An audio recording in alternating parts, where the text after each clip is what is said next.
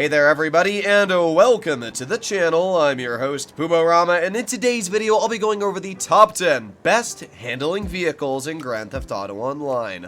A lot of people always want to see top speed, and while I agree top speed is absolutely fantastic, you gotta have some handling paired with top speed to make your car actually somewhat drivable. And that is exactly what today's video is on. I'm gonna be showcasing the best of the best lap times for vehicles in the game. And starting off in 10th place, we have this, the Toreador. This vehicle has a lap time of 57 seconds, .601. The reason it's able to achieve such a good lap time is because it carries a super speed boost paired with incredible grip. What you do is you go around a corner, apply the brakes, and then as soon as you get around that corner, boom, you speed boost right back, and now you're up to your top speed again. It's what allows the Toreador to have such a fantastic lap time.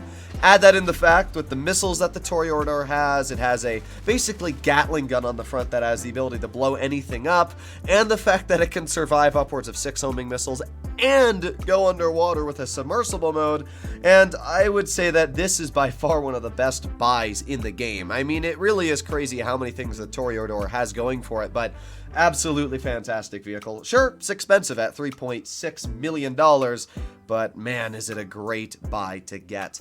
Next up, we have the Hakuchu Drag with a lap time of 57.59, just slightly faster than the Toreador.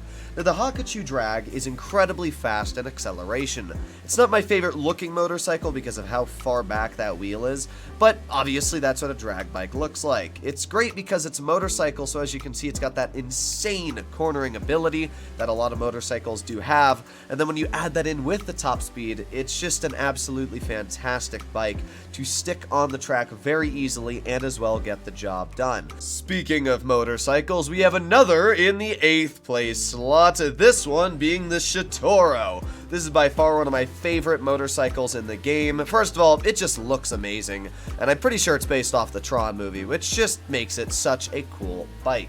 Now, the Shitoro not only has a great top speed, but as well a lap time of 57.49, which is just 1/10 of a second faster than the Hakuchu Drag. It's not a lot faster, but you can see the main reason why it is so much better is because of the much better handling. I personally love the handling that the Shitoro has, and because of that, it's by far one of my favorite motorcycles in the game, especially again when you add that in with just how dang cool it looks. Up next, we have the R88, the worst of the open wheel vehicles. Now, unlike all the vehicles we've just shown, these are actually the slowest of the cars in the list. Now, yes, the R88 and all the other open wheel vehicles do have a super speed boost, but you can only use that speed boost when you're using your brakes.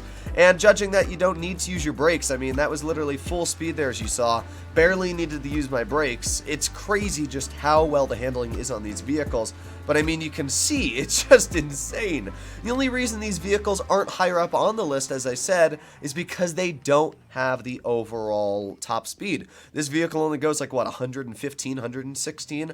And that's also pretty similar for the next one we have, being the DR1. Now, these vehicles' lap times are basically identical to each other. The DR1 has a lap time of 56.79, and the R88 has a lap time of 56.791.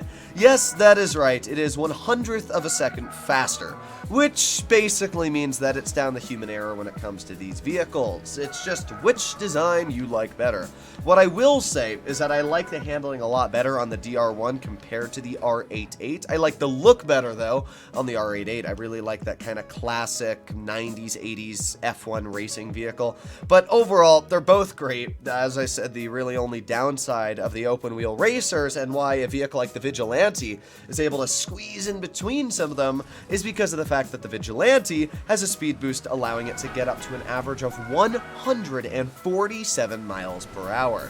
The Vigilante has missiles, it also has machine guns, which is pretty nice, and the Vigilante's ranked as a supercar. You can see here you just turn around the corner and then boom, as soon as you get your speed boost, comes back incredibly fast, and it just gives you that crazy ability to boost around a corner, just kind of like the Toreador. The only difference between this and the Toreador is that the Vigilante has a much higher top speed and a better boost, which allows it to gain that much greater acceleration when pulling around corners and just going for straight line speed as well. So the Vigilante actually has a really fast lap time of 56.425. You wouldn't expect the vehicle to be up there. And then we finally have the two open wheel race cars to go. This one being the PR4, a lap time of 56.424. The PR4 is just a slight bit faster than the other two open wheel vehicles, and because of that, it's able to achieve a slightly better lap time. You can see that turning wise, it's just about the same as the others. It's still crazy to me that these vehicles can actually turn a corner full speed without having to apply the brakes whatsoever. It's actually so insane, but that's obviously what the open wheel racers are meant for, and that's exactly the same for what is our third place vehicle. In fact, it's the last of the normal vehicles in this list, being the BR8 at an astounding lap time of 54.788. That is almost a second and a half faster than the PR4.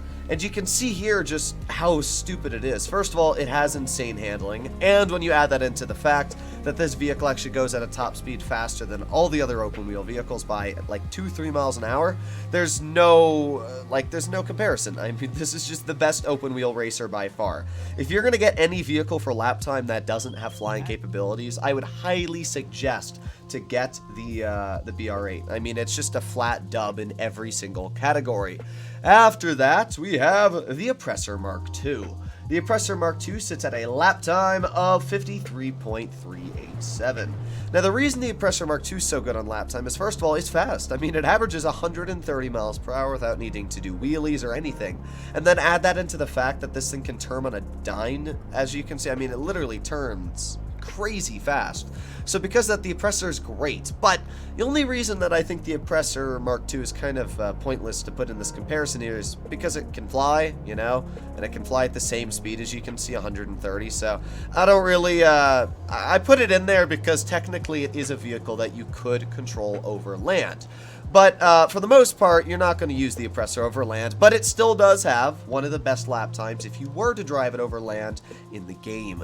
And finally, we have another Oppressor, the OG Oppressor, the Mark I.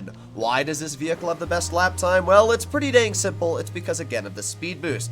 The normal Oppressor, as you can see, can average upwards of 150 miles per hour on speed boost. And because it's a motorcycle, it's very quick on the corner, and then boom, you just get right into the speed boost, and you're back up to max speed. So that is why the Oppressor is so good at lap time. But again, the Oppressor can fly, although this one's a little different because it's not like your normal flying vehicles where it can fly indefinitely. You have to hit the ground, get a speed boost back, slow down a bit, then get back up in the air. It's usually a lot faster, especially for like the normal Oppressor, just to use your speed boost on the road like this, because as you can see, again, we're going upwards of 130, 140 here. So yeah, oh my god.